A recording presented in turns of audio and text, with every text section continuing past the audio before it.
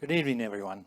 On behalf of volunteers, staff, donors, partners, and the people we serve, I want to welcome you to this year's Amicus Champions of Change event, Healing Through Community and Justice.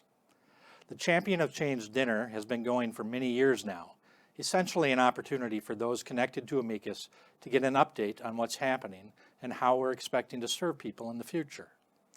With this online format, we are excited that we are able to bring many more people into the event, opening it to everyone.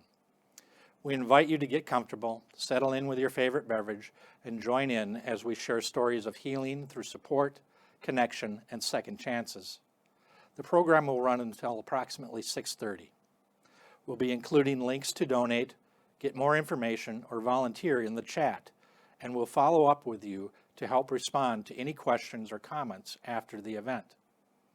Thank you specifically to our sponsors, the Minnesota Vikings, New Horizon Foods, Messerly and Kramer, Fredrickson and Byron, Janelle and Steve Burnham.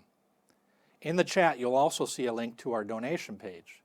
The vast majority of Amicus's budget is reliant on philanthropy, meaning that through your donations, you literally are Amicus.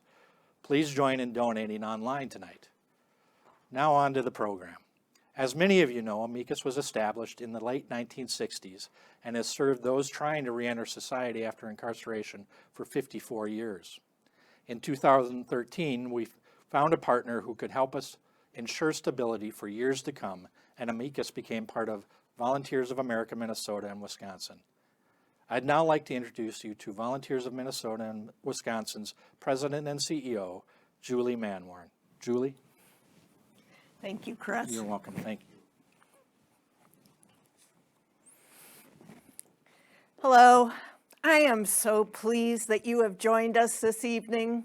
My name is Julie Manwaring, and as President and CEO of Volunteers of America of Minnesota and Wisconsin, welcome to our virtual Amicus Champions of Change event. I came aboard as President and CEO almost exactly 2 years ago, and together we have been learning the deep importance of community. Volunteers of America of Minnesota and Wisconsin partners with individuals and families across the lifespan who feel they are without hope or the resources that they need to move forward. People who are underestimated by our community and often even by themselves. Our name may imply otherwise, but we hire and provide teams of paid mission-driven specialists, including social workers, community health workers, youth workers, teachers, a variety of health professionals, ministers, and chaplains who work together to ensure that people can do well socially, emotionally, financially, physically, and spiritually. Volunteers of America was founded in 1896 by social reformers Maud and Ballington Booth. Maud Booth became a pioneer in the prison reform movement and was known as the Little Mother of the prisons because she befriended inmates and wardens alike in her effort to bring better conditions and resources to the prison system. Today, Volunteers of America of Minnesota and Wisconsin continues to engage on issues of social reform needed to promote racial equity, overcome mass incarceration, and restore full dignity and citizenship rights for men and women who have been incarcerated. We understand that every person deserves respect and dignity.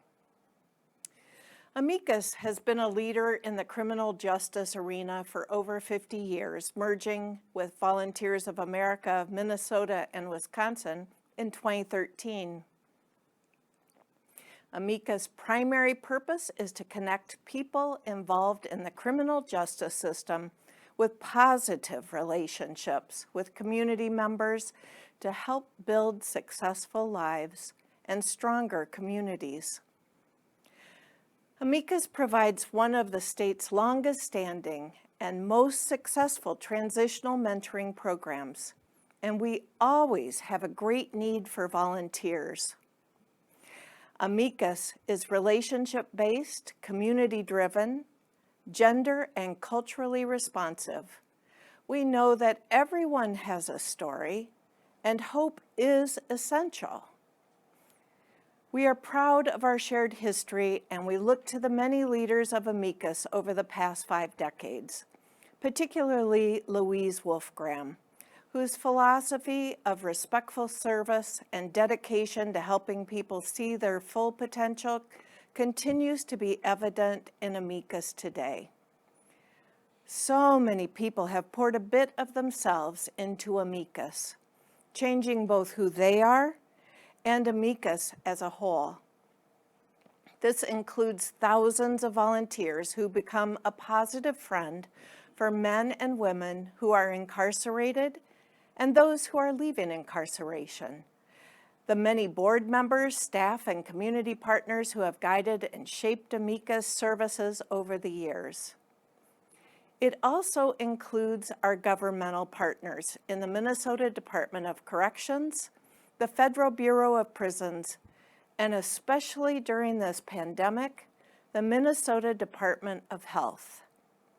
Thank you to our event sponsors and everyone who has so generously given of their time, talent, and financial resources to keep Amicus serving people over the years.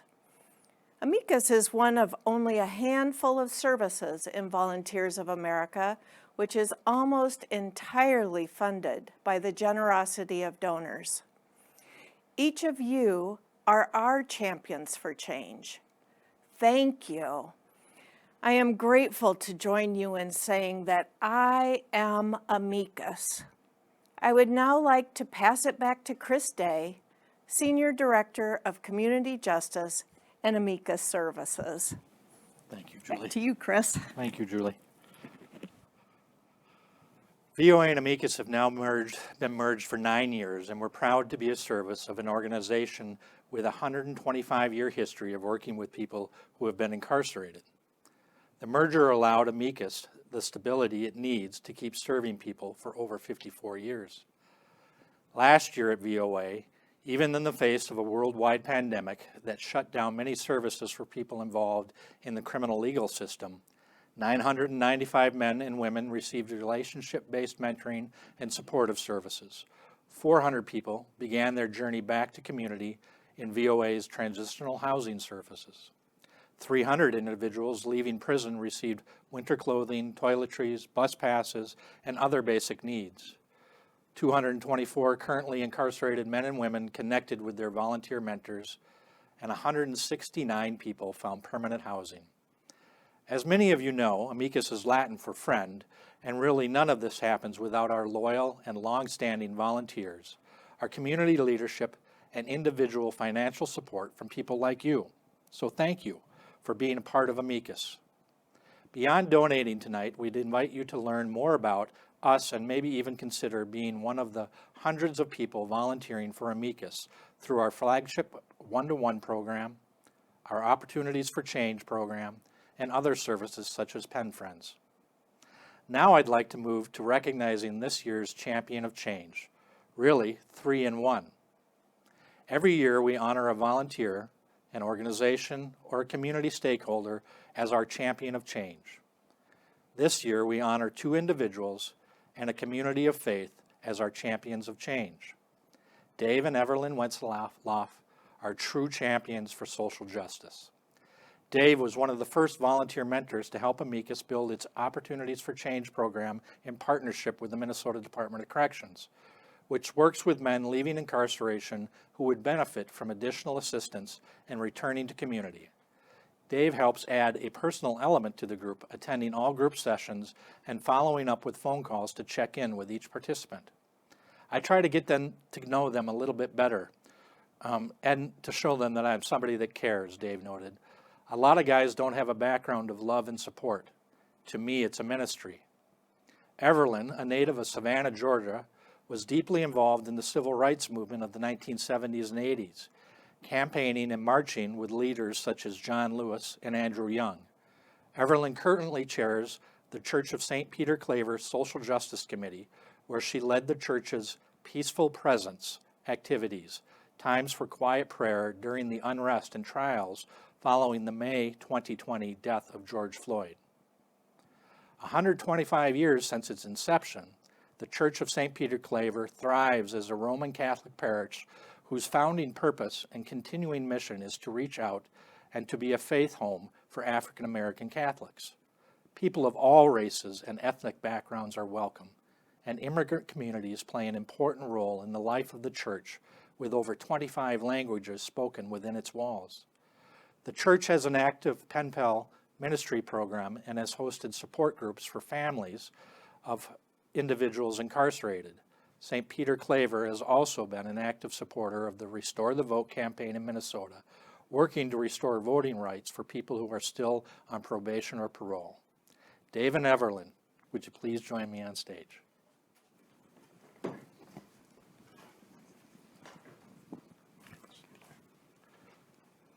Thanks, Dave.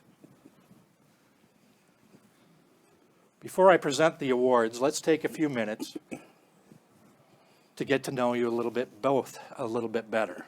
For Dave, you probably have the closest relationship with Amicus and our services as a volunteer with Oversee Opportunities for Change. Could you describe your service, what you do, and how you're involved?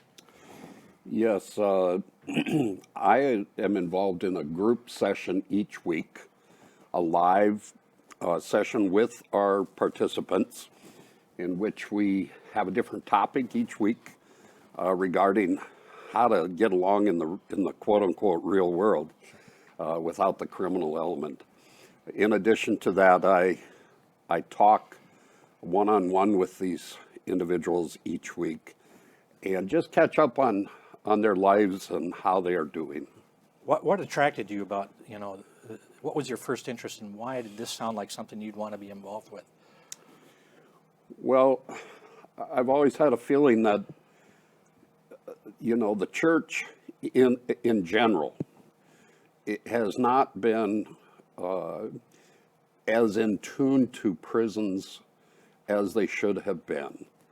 And I just feel it's a ministry to try to connect to the souls of these individuals and to help them realize that there's something better out there for them. Sure. And so this was an opportunity that I couldn't pass up. Wonderful. Well, we're glad you're involved. Everlyn, this award is also going to the Church of St. Peter Claver for their work in social justice.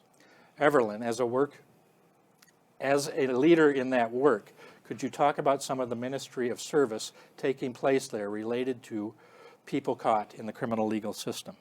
Yes, Chris. As you know, St. Peter Claver is an African-American Catholic church in the St. Paul Rondo community, and our church has always been open to the community and to the people who have experienced unrest in the city as a place that they can come. Our Social Justice Committee have done many things in relating to criminal justice. We have a book reading that we do every 3 months, and those books are related to social justice, criminal justice, and we also have a support group that is geared towards families who have families that are incarcerated or formerly incarcerated. Sure. The other thing that we do, we just recently established our pen pal prison ministry, so we are very proud of that. Once a year, we also have a Social Justice Sunday, where we have a display of all the activities we have done through the year. We have speakers come in and speak on topics that we have involved in, and we also have opportunities for other people to come and join our Social Justice Committee. Wonderful, wonderful. It's wonderful work you're doing. You worked with civil rights giants John Lewis and Andrew Young when you lived in Georgia. What was that experience like?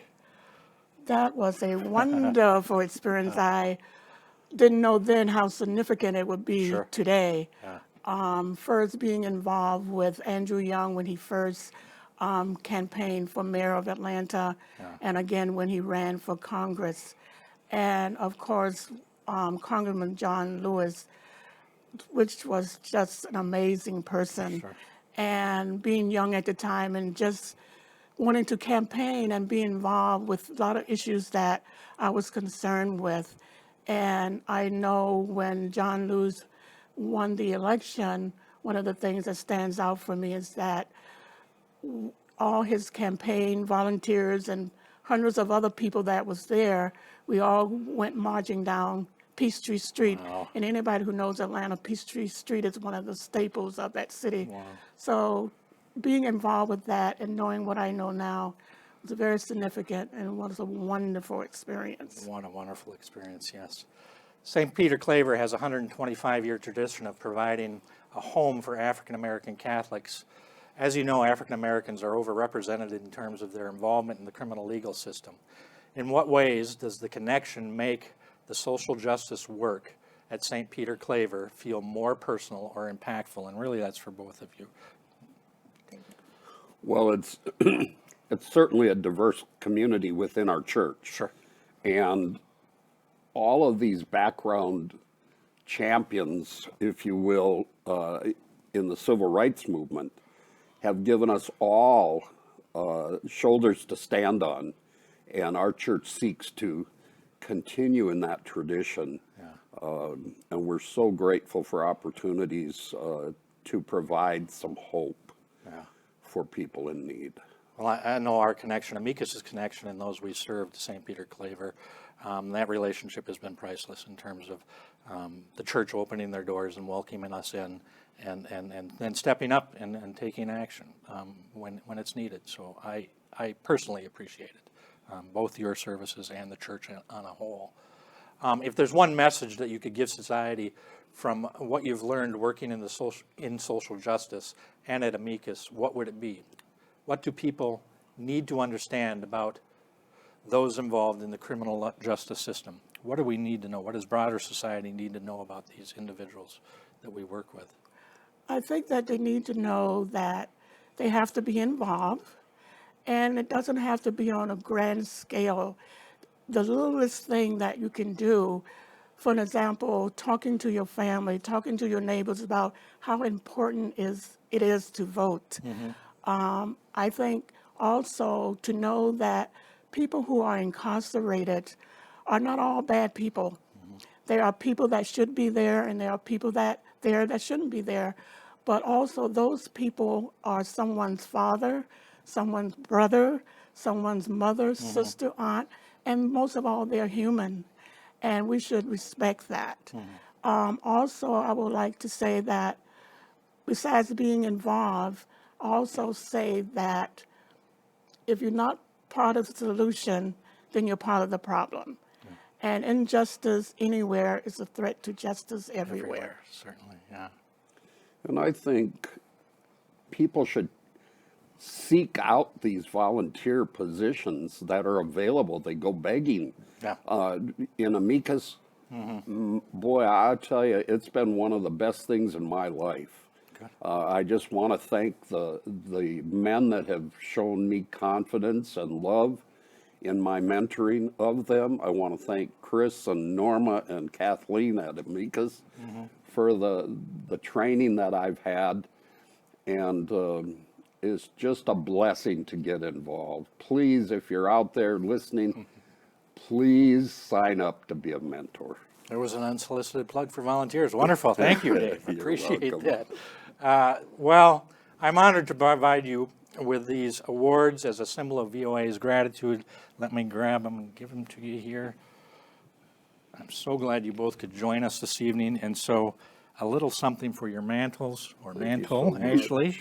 Thank you so much. Thank you again, and congratulations to both of you and the Church of St. Peter Claver on being named the 2022 Amicus's Champion of Change. Thank you so much. Thank Yep. you. Thank Chris. you. God bless. Thank you. Yep.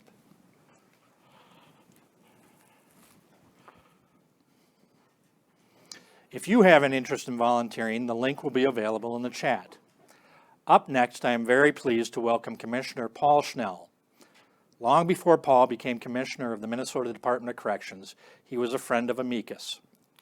One of the many stops on Paul's 30-year journey to commissioner was as a co-facilitator for an innovative reentry project initially developed in partnership with the Department of Corrections and Amicus. With experience as a police chief and teacher, as well as a long interest in social work, crime intervention, and prevention, Commissioner Snell brings a unique perspective to community justice. Paul?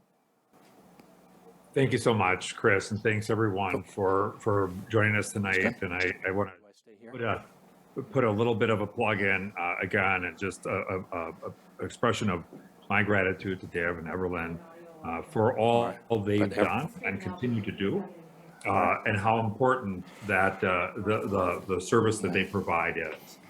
I think as they talked about it, as we think about the work of that happens and Amicus provides to people, it is really about the fact that it's people and it's connections. And we know full well from both research and frankly from our own personal experiences that it is relationships that ultimately help us to be successful, and it's where we realize our fullest potential. And for many of the people who today sit in our prisons, those relationships are challenged and lacking. And so having these opportunities to connect with friends through Amicus makes all the difference in the world. As we think about the place we find ourselves in today, both in Minnesota and really across our nation, unprecedented workforce challenges, shortages, we need to think about the ways in which the value that the people who have been involved in the criminal justice system can provide, not just from their sheer basic and fundamental human value, but the opportunity for them to become fully engaged in the community and to help us achieve our economic kind of desires and as a state, as a nation, and really to help them to be able to better support their families and their own lives. And today, an opportunity exists like we have not seen in a long, long time. But beyond employment, which is really critically important, it's the kinds of support and service and mentoring that we know makes all the difference in the world. And Amicus really provides that to us. So whether it's that notion of reentry or finding a place for the people, a friend, somebody to talk to, becomes so important. And I've shared this before when I've been with you, having the chance to talk to men and women who oftentimes spend long periods of time incarcerated. I can't tell you how important the role of Amicus volunteers are in terms of those transitions. We regularly recommend and encourage them to find and create the connections with Amicus volunteers so that they have that sense of somebody in the community that is another ear, somebody to process things with, somebody to connect with, because ultimately leaving a correctional facility is immensely challenging for many of the people who've been incarcerated, especially those who have been in for a long time. And even those who have been in short periods of time, oftentimes just need that support to have somebody to be walk with them as they re-enter, to have that connection and to encourage them as we go forward. The O4C program that Dave has been so involved in has achieved unbelievable outcomes. And while it's a wide, comprehensive program, I've got to say that we simply would not and could not be successful in that program were it not for the efforts of people like Dave, who make a huge difference, and for the support of the St. Peter Claver community justice and that parish community, the role they play in supporting and lifting up the value of people who have found themselves in the criminal justice system and helping to provide a way back to become whole. And wholeness really comes in that sense of being fully human and having those connections going forward. The need has always been great as it relates to people who are in the criminal justice system. There has been profound need for people to be willing to connect, for people who are willing to befriend, people who are willing, as Dave described, to live out their faith in this way, to minister in this way. But I can think of no time, at least in any recent history, and recent being decades, like today, where we need the help and support of both volunteers and organizations like Amicus and Volunteers of America. We face unprecedented challenges. March 6th will be marked 2 years that our prisons have been largely shut down. And so connections with volunteers and Amicus volunteers have largely had to take place through digital means, phone calls, and ultimately that's important, and it has been critical and necessary for so many of the people in the system. But today we find ourselves in a place where the need is even more dramatic. Being locked down, in many cases disconnected from their families for as long as they have been. The lack of transformative programming that we've been able to offer during COVID creates unprecedented challenges for people as they re-enter into the community. So tonight, I would just ask all of you, plead with you, encourage you to, if you're able, to join in and become a volunteer, because the people that we serve, the people that are in the Department of Corrections or in the Bureau of Prisons or in county jails, they need your help. And second, if you can, and if the resources are there to lift up and help support Volunteers of America and Amicus, I can tell you that those resources are well spent and they make a real and bona fide difference. I'm grateful to have the chance to be here tonight to support Amicus and say thank you to them, to recognize Dave and Evelyn and St. Peter Claver, and all of you who are willing to give of your time, your resources, your energy, and your attention to the issues of people who are in our system, oftentimes people who are forgotten. And it is in our collective best interest for them to do well and for them to have the friendships and support of the people on this call tonight and the people that Volunteers of America and Amicus have brought for some 50 some years, I think, 54 years, was it? And we're grateful for that. So I'm honored to be here tonight to support Amicus and to say thank you to all of you. Take care of yourselves, be well, and all the best. Thank you so much. Thank you, Commissioner. It's a privilege to work with you, and we want to give a shout out to our colleagues with the Department of Corrections, several of whom are here joining us tonight. One of the most inspiring Amicus friendships in recent times has been that of Gregory O'Donnell and Kevin Rich. A talented poet and a successful hip-hop and rap artist, Greg's life changed forever one night when he harmed someone while he was intoxicated. While he was incarcerated, Greg reached out to Amicus, and staff matched him in the Amicus one-to-one volunteer mentoring program with Kevin. Tonight, as Greg and Kevin celebrate 10 years of friendship, their lives have changed considerably. We thought we'd revisit the award-winning video on their friendship we made with VOA National a few years back, and then check in with them for an update on where they are now. Let's take a look. The day that the judge sentenced me, I have already judged myself the harshest, because the first couple months were like the hardest.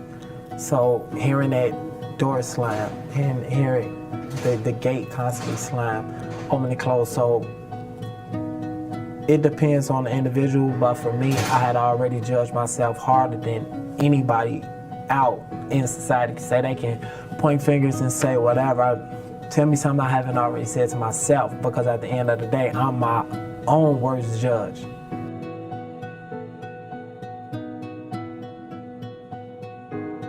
I don't see the Amicus as a mentorship program so much as I do a friendship program. And Amicus actually means friend. The relationship that Greg and I have is not one of mentor and mentee, it's one of people who are friends with one another, and we're friends now, we would be regardless of the program.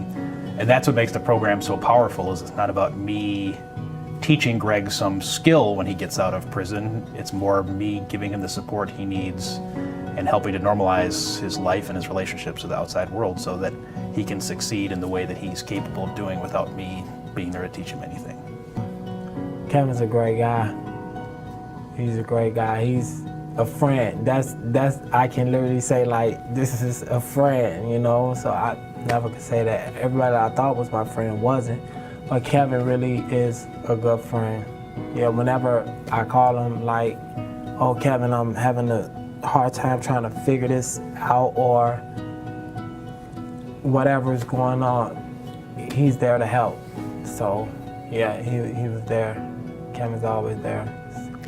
That's the beauty of the program. You just become friends with someone. Once you become friends with a person, you have to see their humanity, be friends with them. And once you see someone's humanity, you can't treat them as if they're just a label, an offender, an ex-felon, somebody who's re-entering society after having done something bad. You see the whole person and not just the offense. And that's what being a friend with someone is really about. It's not about the worst thing this person did. It's about the whole person.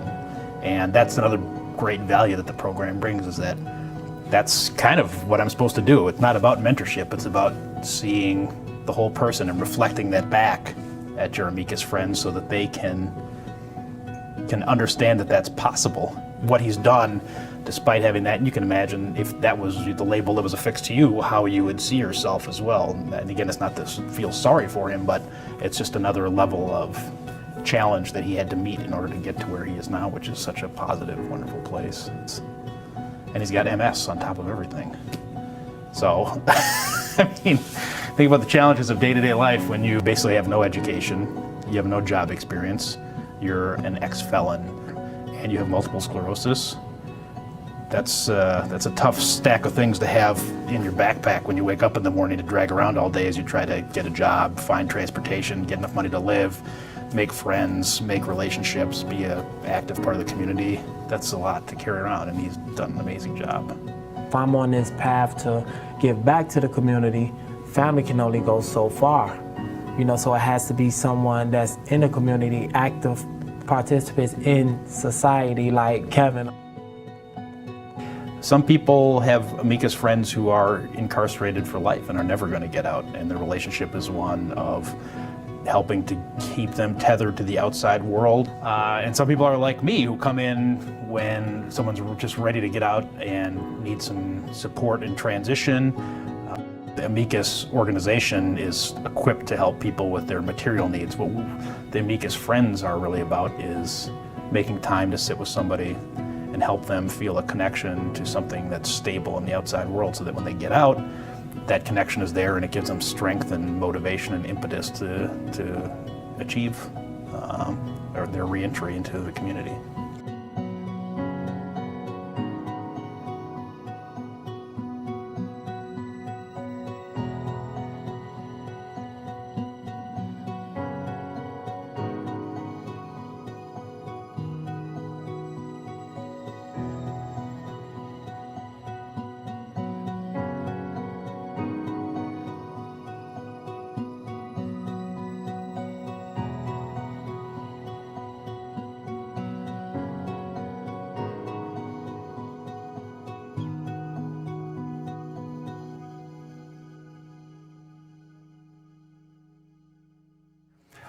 Hi everyone, I'm Steve Nelson. I'm the Communications Director for Volunteers of America, Minnesota and Wisconsin.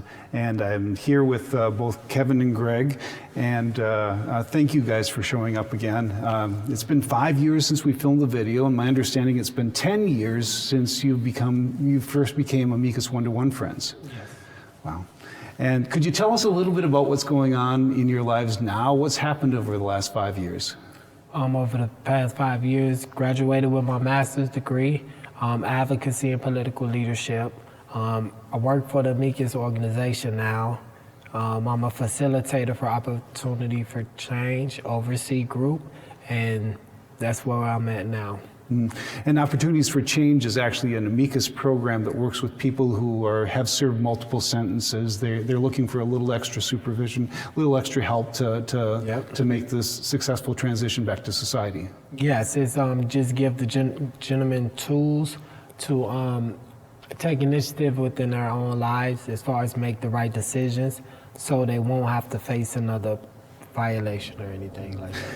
And last time that you were, when you were filming initially, you were actually just going for your associate's degree. So you got your associate's degree, you got your bachelor's degree, and you got your master's degree. Yes. And now you're working for Amicus too. Yes. Wow. Yes. How about you, Kevin? How's your life been going over the last 5 years? It's been going well. It's been going well. I was practicing at a law firm called Frederickson and Byron, which I understand is a Amicus sponsor these days, which is very good to hear. Yeah. And I left Frederickson to start my own firm last year, still practicing law, and I've grown a beard. Those are the things that have happened since the last time we met. Kevin, when we were talking about this initially, we talked about how the importance of friendship was there to give people an idea of the whole person rather than talking about just the worst thing that happened in their lives. How has that changed for you over time? How has your friendship with Gregory changed over time? Well, I mean, it's definitely matured. I mean, like you said at the beginning of the interview, it's been 10 years since Greg and I met. So a lot happens in a person's life in 10 years. You change a lot. And Greg has achieved a lot of amazing things. So when I first started, the goal was to enter into a friendship where I could practice that skill and honor that value of seeing somebody for the whole person and not just the worst thing that they've done. And since then, the friendship has matured and we have both matured. And now it's just a celebration of the journey that we're both going on through life. And it's really a special, magical thing to have been a part of. Greg, you mentioned you're working for Amicus now. You're now working for Amicus. So from a standpoint of being served by Amicus, then you became a volunteer and now you're working for Amicus, helping others succeed and walk similar paths to what you walked. Correct. Yeah. What's your message to the men that you're working with through Opportunities for Change? I tell the gentlemen pretty much at the end of every group, take initiative in your own life. And that way, when others see the successes that they make, once they take the initiative, then they can level up, as I say, from there. Taking the initiative of oneself at all given times is a good thing. Let's start where we began with friendship. What is an Amicus? What's the value of the Amicus friendship? How has it been important in your life? The value of Amicus friendship in my life has been of great success. It gave me the initiative, again, I'm gonna use that word, I'm gonna keep harkening back to that word, to do things for myself and knowing that someone is there for me. So even if I get into a stumble situation or whatever, they can help me out. And it's all positive, even though at times it may not be for how I'm perceiving it, it's still all positive. So that's what it is for me, because that's what friends are actually for. Kevin? Yeah, I mean, I think, the value of being an Amicus friend, again, is getting to share somebody's life journey and to have a friend. I mean, Greg has been a good friend to me. We've given each other advice and talked about the things we're going through as the years have passed. And it's really been special to be able to celebrate with him all the things that he's achieved and all the things that I've achieved since we met 10 years ago. When we first met, Greg had a list of goals that he wanted to accomplish. Get his associate's degree, get his college degree, be the first person in his family to graduate from college, go to graduate school, come to work at Amicus, serve the same community of men that he was coming from inside. He's achieved all those things and more. And so being his friend has been a real special experience because I've gotten to see Greg blossom, and that's what has made it such a rewarding time and experience for me. Well, thank you both for allowing us to catch up with you. And, good luck in the future. Thanks. Thank you.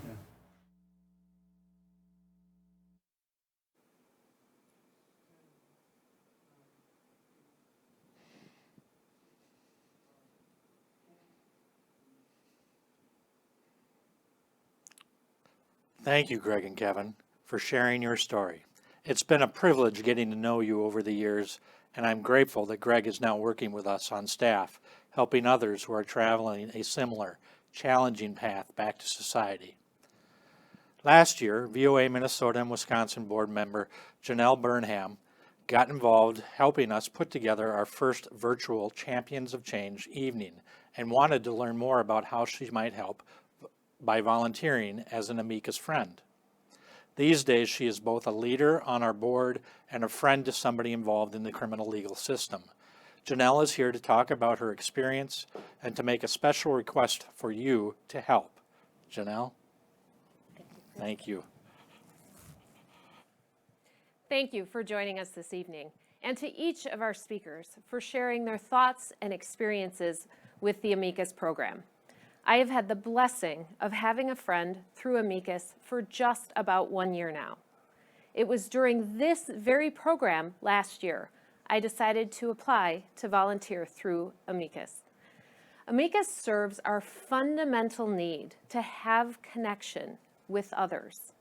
Connection is the energy that exists between people when they feel seen, heard, and valued, when they can give and receive without judgment, and when they derive sustenance and strength from the relationship. My friend was in prison for over 2 years before she had her first visitor. I was that first visitor.